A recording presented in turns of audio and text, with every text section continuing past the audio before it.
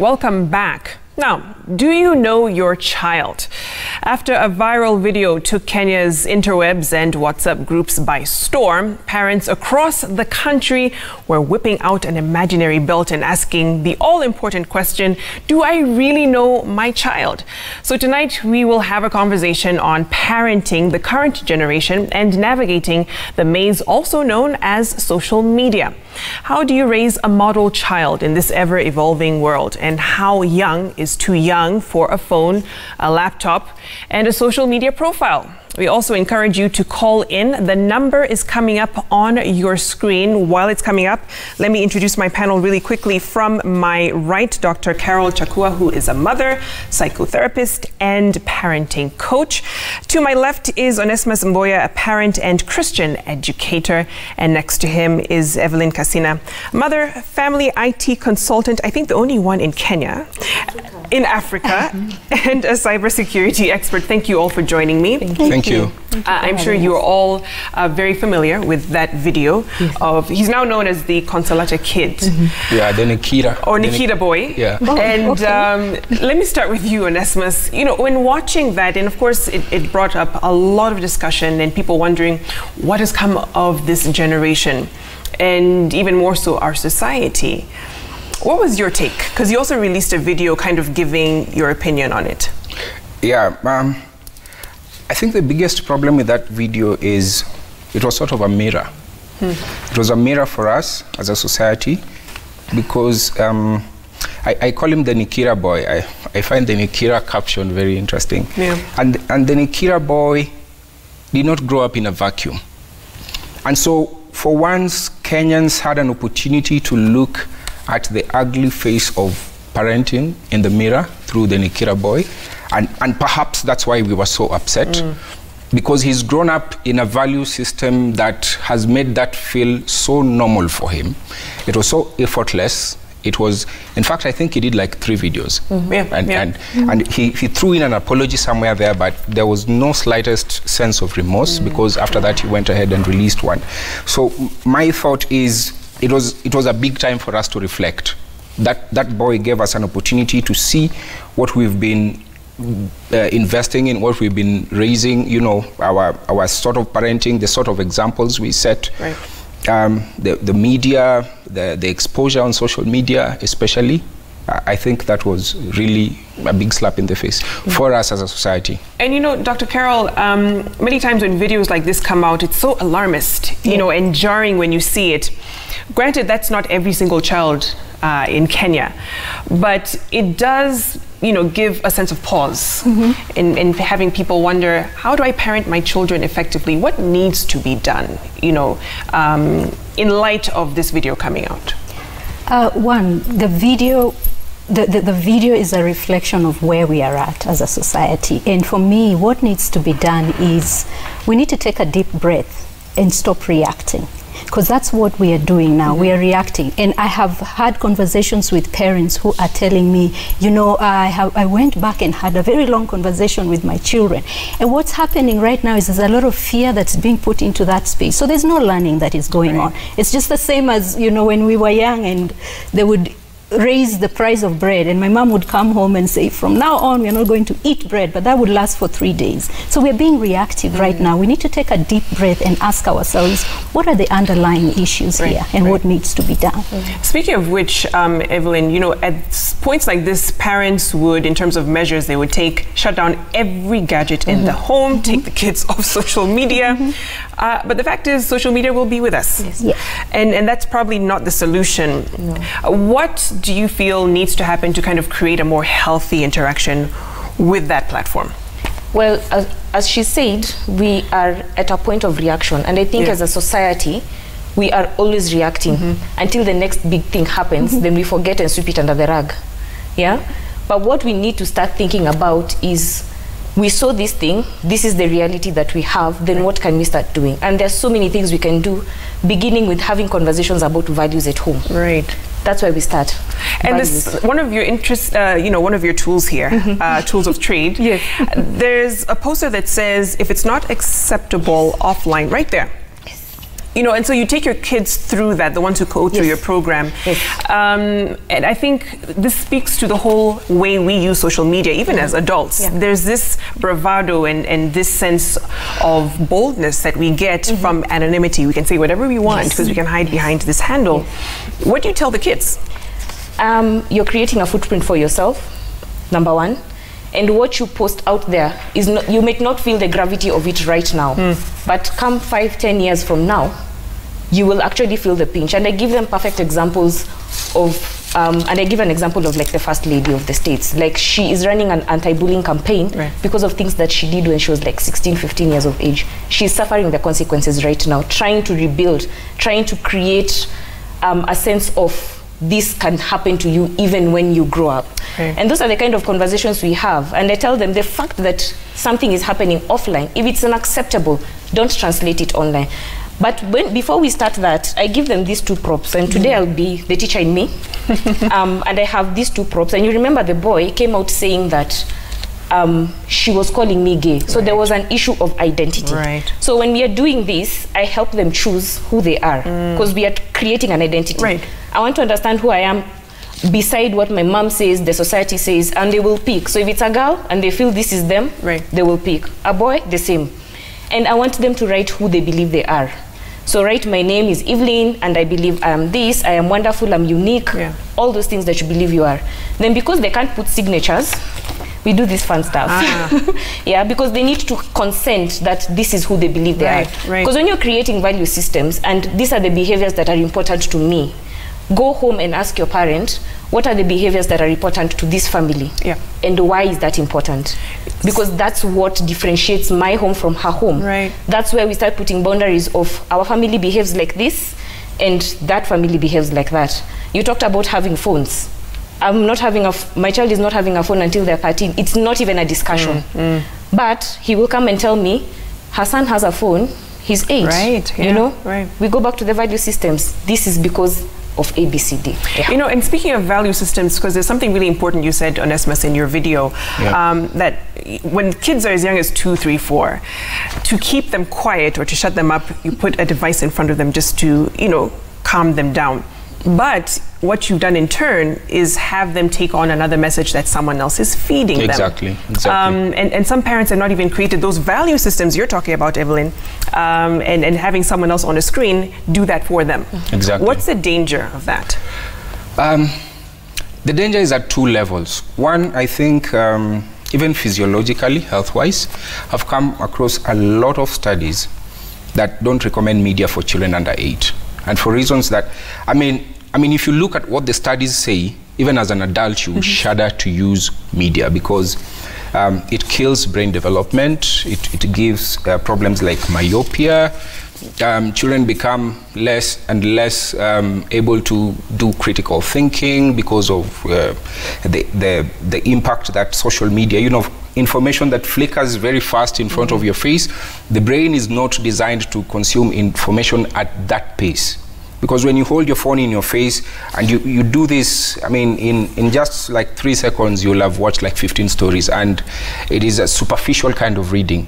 And that distorts the cognitive ability. So at a physiological level, it's extremely dangerous to introduce children to media that does not present information at real life pace. And so I agree with her. I don't want them to move near social media. Now, at a value system level, and I think that's where even a lot more damage is done, is there's someone always ready with a message out there. And Hollywood is always ready with a message. And social media, and everyone is ready with a message. They are only looking for an opportunity to get your child hooked. And this is how it works. Because of the way this information is processed, it releases a lot of excitement in the brain, dopamine. And dopamine is the addictive pleasure chemical in our brains. And so they get hooked. You keep them, you silence them, you give them the tablet, they start flickering through it, and they get a lot of rush in their brain, they get excited, they get hooked. What they start doing is they start associating the good feeling, the pleasure feeling, with the message or the person they see there. And so if it is SpongeBob or whoever it is who is coming on their faces, they start thinking this person is good, and the brain gives them a sense of security. Yeah. And they feel secure about whatever they are watching, to an extent that when the message is distorted, their guards are down. And you as a parent, you're not there to supervise and to tell them this is the limit, they are crossing the line. I have seen children's cartoons which are heavily sexual, but children enjoy them. Yeah. So at two levels, I think, physiologically and at a value system level, let parents be aware that someone is designing the behavior of their children through the way they develop these apps, you know, the likes, the shares, the double taps. They are designed to make our behavior come back for more. You know, Dr. Carol, let me use the word that Onesmus did, designing the behavior of your children. How do you begin to do that? And you know, parents could be thinking, I have two options in terms of maybe how I interact with my kids. I could either be their friend or go the extreme of disciplining them, you know, corporal punishment. We're talking about that during the break. Yeah. What's more effective, especially now with this generation? I think where we go wrong is thinking that those are two extremes. We're thinking I can either be a friend or a disciplinarian. But when you think about the qualities of a friendship, those are the things that you need for a relationship to thrive. So why not be both a friend and a parent? But I think where people get confused is where they think that if I'm a child's friend, then I am no longer in authority. It is possible to actually be able to integrate those two and have a friendship with your child and also be the person in authority. It takes a lot of growing up for the parent, but then it is possible, because a lot of the things that hold us back really have a lot to do with our past experiences. We grew up a certain way, it was very punitive, it was very harsh, and then subconsciously you make the decision, I am not going to do that to my child. So what happens is we swing from one extreme to the other. And without that level of self-awareness, we actually will find ourselves parenting both ways. Today you are a friend, so overly permissive. Then the next day, because you feel guilty and you have done so much, you go to the other extreme and then come up with like 15 rules, you know, out of nowhere. Okay, so it actually is possible to integrate both, but it really takes a lot of self-awareness on the part of the parent. Wow. So yeah, that struggle of being good cop, bad cop when it comes to your kids. We have a caller on the line. Let's get to him really quickly. Nato from Kimilini. What's your question or comment, Nato? Yes, thank you very much. Okay, I'm Nato from Kimilili. As you say that right now, I know that this generation is getting worse, because even us as parents or this generation now, I don't think if someone can go on social media on his son or daughter's page to look or to see what our daughters or generational sons are doing or posting on. I think even this digital generation is the one that causing this generation go to us. Because during those days of analog, I don't think things like this were happening. Have you ever noticed something like those days before? No. So I'm blaming the digital services, because it's the one that causing these things to happen. Or people, they are giving our children opportunity to misuse their lifestyle. Okay. Because in that social media, in that web, social media, they are free to access, they are free to view bad pictures and bad even things that you can't even say. So I'm blaming the digital lifestyle that we are now. And really quickly, in like 10 seconds, Nato, what do you think is the solution to that if social media and the digital world is a problem? Okay, the solution is that the government might say that every children who are under age of 18, or any people who is in school, supposed not to use phones kabisa. I think that can be a bit, yeah. Okay, that's a very hard line. But he says we should completely ban phones for kids under 18. But that's wishful thinking, honestly, because in the dispensation that we have right now, kids are using technology to learn. We are distributing homework, assignments, research online. So what happens when we are in the space where we want them to compete, and our own president launched a digital economy? We have to prepare them for that economy, because we are not going to use it 100%, right, but we are creating for them the infrastructure. So that point of 18 might be wishful thinking. So if you are going to have a kid under 18 interact with social media or any of these digital platforms, what are the boundaries that should now be set in place? You know, some parents say, my 14-year-old has an IG account. Is that advisable? It depends on what they're using it for. And 14, that child is legal of age to be on social media, because the threshold is 13. Yeah. That is IG, Snapchat, most of the platforms, except for WhatsApp. Actually, any child who is not 16 years old should not be on WhatsApp. Really? Yes. And as long as you're in the EU, 16. You have 12 and 13-year-olds who are on WhatsApp. But you see, that's the thing. The problem is we are not equipping ourselves even to read the terms and conditions. What do we do? Next, finish. Shika. When I'm handing down my phone to my child, I'm handing it down with all the apps I use. So when I'm not giving them the guidance on how to use that application, when I'm not even creating, say, a contract that stipulates what we are going to do, when we are going to do it, how we are going to use it, I'm giving them these tools for them to experiment, and I'm letting goodwill and free will to run. So you're recommending a contract? Yes, we have contracts. So what would that look like, practically speaking? Okay, so we sit down, we've discussed the value systems, right? And I'm saying I'm giving you this gadget. It is for, tell me what you want it for, because I want my child to be able to help me understand what they need that gadget for. And let's assume it's a phone. I want to call mommy. How many times of the day do you call mommy? Okay. So is a smartphone advisable, or could a kabambe suffice? If it's calling and SMSing.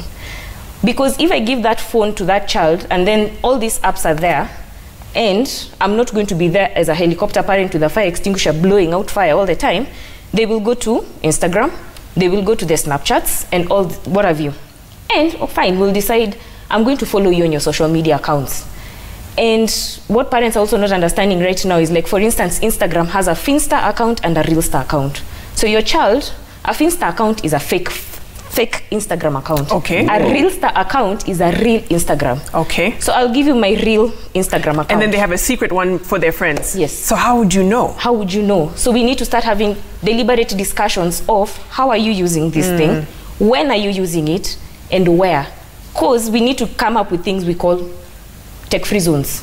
So as a family, a tech-free zone will be when we are eating, no phones. Right. When you're watching movies, one gadget at a time. No phones in the toilet. And I think when I say that, people laugh, because how often do people go to the toilet with their phones? Yeah. Tech-free zones. Because if I don't want my children to walk like zombies everywhere in the house with phones, I have to model that behavior to them. But modeling and saying. And the thing is, the minute you take pen and paper, we have a collaboration, right?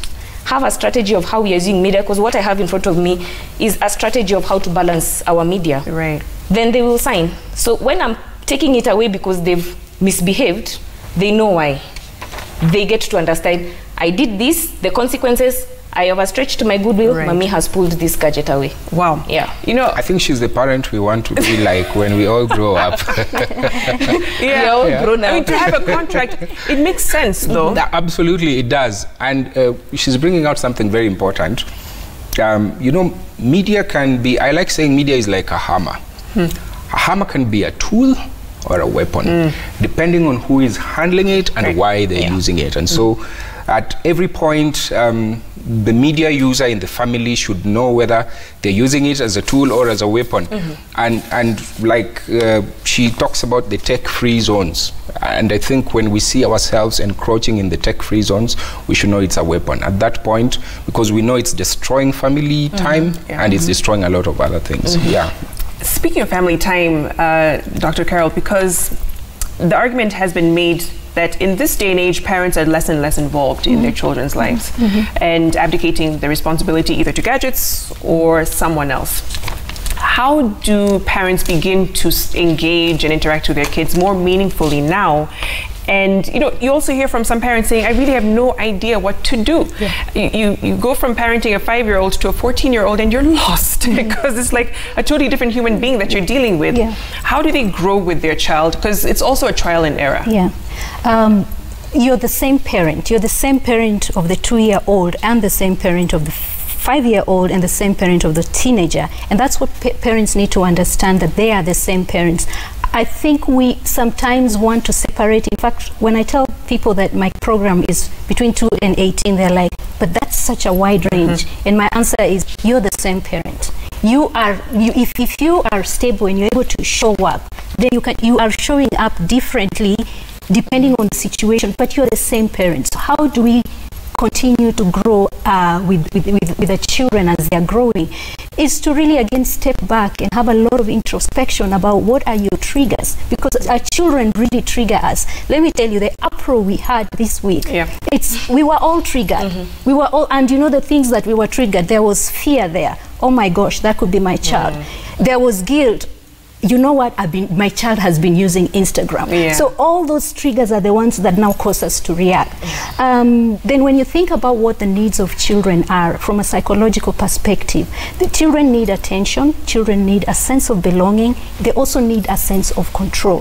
So for you to be able to work all that in spending time with them, you need to be at a place where you are okay yourself mentally to be able to connect with them. Many times I have had parents who say, I'm taking less time off work so I can spend time with my child, but you're in the house the whole day with your child, but you don't actually connect. Okay, and connection comes from a place of wholeness. So I would say, let us continue to work on ourselves so that when you get to spend time with your child, you're connecting. And it's been proven that 10 minutes of connecting with your child fully is enough to fill that attention basket. 10 minutes of full. So if we start small, because when we hear people say, parents are not spending time with your children, so you want to block off like a whole, I don't know, then your mind is not even there fully. But why don't you start small? You have 3 children, give them 10 minutes each where you are fully present, no gadgets of course, and fully present also means your mind is there. You know, sometimes you can even be looking at someone but you're not really connecting. So 10 minutes for each of the child.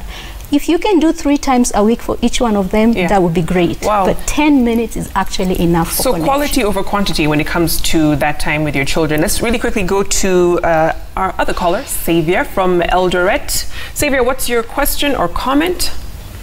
My comment is that what you guys are discussing right now. First of all, I would like to thank you for such a beautiful discussion you are having at the moment. But I was having this talk on children about phones and social media. The question to consider is that the way we parenting has and we have to get some data, you know. We seem to be having an issue with the line, Xavier. I'm so sorry. Hopefully we can get you back on. But I think he was saying something to the effect of social media and the kids and their interaction on that platform. But I have to bring this to you, Evelyn, because Onessa has mentioned how addictive social media can be. It's also feel good. You know, you're on there, and even us as adults can be on Instagram for 3 hours and not even realize how much time has passed. But how can parents become, I mean, it's tough because you're competing with this, but become just as exciting and just as engaging as something like social media, because you need to be that. I mean, there's no other way around it. I mean, first, when you're discussing when to be on social media, we discussed about the age. And I think parents also need to start having conversations with their children about what they're posting and what their identities are going to look like. How are you shaping what you're posting and how it affects your identity? And have, you know, conversations about thinking, is it true what you're posting? Is it hurting other people? Is it inspiring? Is it timely? You know, because there are certain things that you can say that have a misconception with people because you're being racial, you're being biased, we have stereotypes. I mean, even adults, we face that a lot.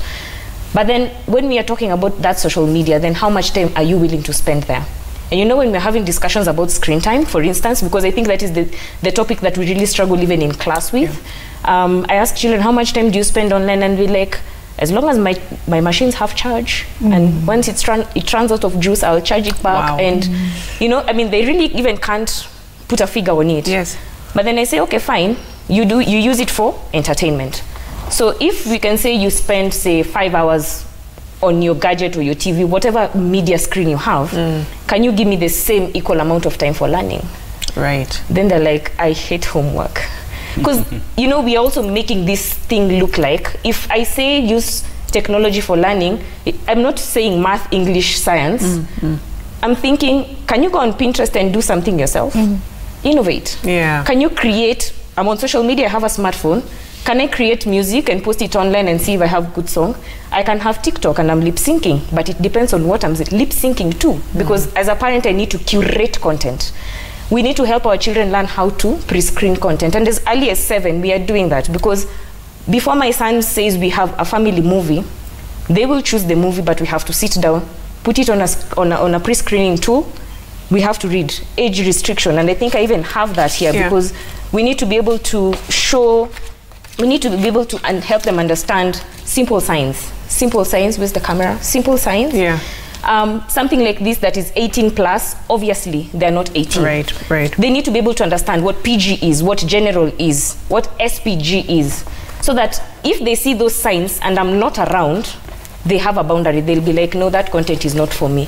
And because we also talked about things like violence, because they have to see this has violent content, it has profanity, it has sexual content. They will choose whether to watch it or not. Because so they need to be their own filters. Exactly. Yeah. So being on social media is not necessarily a bad thing. It's what we are using it for. What is the end in mind? And we have to have those discussions. Okay. Sometimes they're very uncomfortable. Right. But who is going to have those uncomfortable discussions? Let's listen in from Dennis, calling in from Nanyuki. Dennis, your question or comment? Hello, Victoria. Hi. This is Dennis from Nanyuki, and I have a comment. Yes, and, go ahead. What exactly I wanted to say is that time and change waits for no one. And I think most of our parents, what has happened is that we have not taken time to understand the digital world. We don't know what is happening. We have not taken time to understand how our kids are adopted to the environment of the technology. Because actually I noted that in the social media world, there are people who are known as attention engineers that are hired to create those applications very addictive, you know, so because their aim is to earn revenue and their aim is not to, you know, just create an environment for people to interact. You know. So it's high time that our parents, because I'm not here to become a parent, we actually understand what is going on so that it will be easier for us to manage our children in terms of how they interact with social media, because you cannot prevent a kid from interacting with phone by taking it away. Right. Because if you take it away, they have friends, they have, you know, cousins, neighbors, and when they'll be with them, they'll be using it. So I think the best thing that we can do as parents and everyone around us is understand the change that has occurred and learn about it. Then we'll be able to take the next step.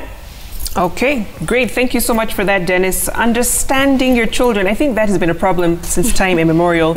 Every single generation they're thinking, these kids, you know, there's something wrong with this generation. With this generation. So that will always be there, I guess. You know, it's just now, like you said, parents having to make that deliberate effort to understand their kids.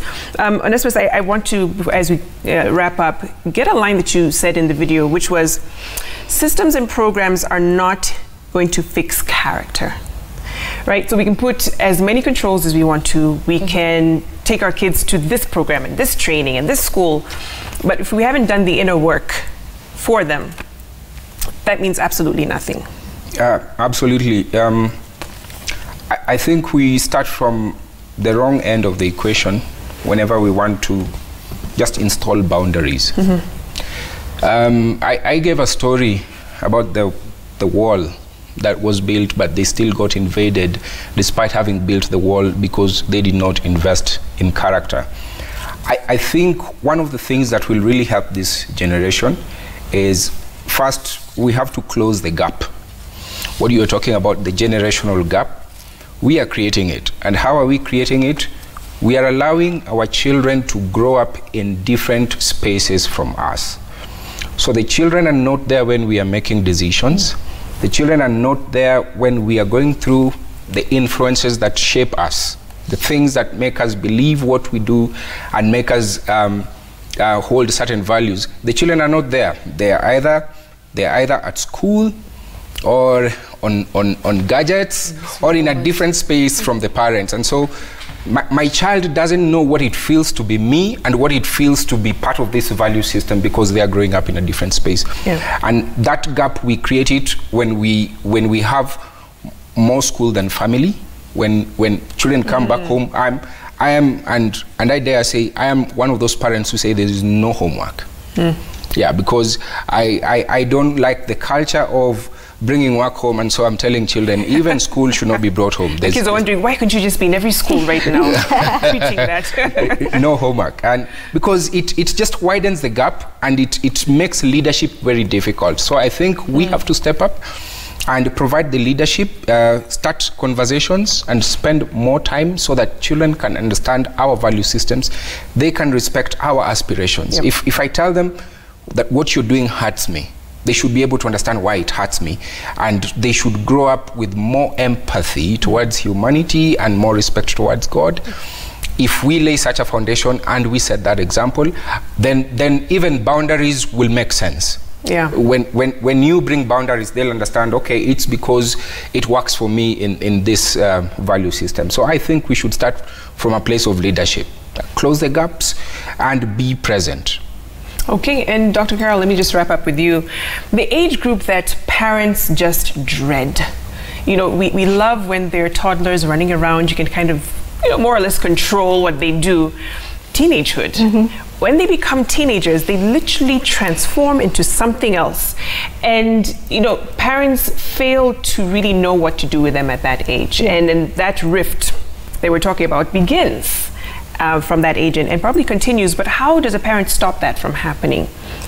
I think one is to not approach teenagehood with the fear and the dread that has been put out there. Yeah. I mean, and you sit down and you talk to parents, and they have a 4-year-old with them, but they're already thinking, this one, they're like this. What will happen when they become? Exactly. So you're not even fully present at that time to plant the seeds that you need to plant at 4. Okay. So let's knock off that. It's a stereotype that teenagers are a certain way. Actually, teenagers have so much resource in them. We just go into it with fear. So if you knock off that fear, then you realize that you are still the same parent. Then you can be able to step back and ask yourself, what do I need to do to be stable so that I can walk my child through this season? There's a lot of hope. In fact, even for those who feel like they didn't build the foundation, we need to understand that the brain is still very, in fact, during teenage, there's a lot that is going on. It's still very malleable. So there's opportunity to influence your child at whatever age, as long as you are stable and you are ready to do what it takes. Definitely when they are older and you didn't do a lot more when they are younger, granted, you're going to have to put in a lot more work, but it is still doable all the way up to 25. I mean, at the age that we are now, we're learning new things. Yeah. So you're still being parented. Exactly, exactly. So as long as it's intentional, and as long as you are coming from a space of health, especially mental health, then you are able to influence your child with a lot of confidence and with a lot of purpose. Wow. Yeah. So good news, parents. You have until they're 25 exactly. at least to make the necessary changes and investments. Thank you so much, Dr. Carol Onesimus and Evelyn, for coming in and just bringing more insight on this discussion. We can never exhaust it. Yes, we'll always need more help when it comes to this area of parenting. Thank you so much for watching. Keep the conversation going on social media, #Citizen Weekend. Have a lovely evening. I'll see you again tomorrow on Sunday Live. Good night.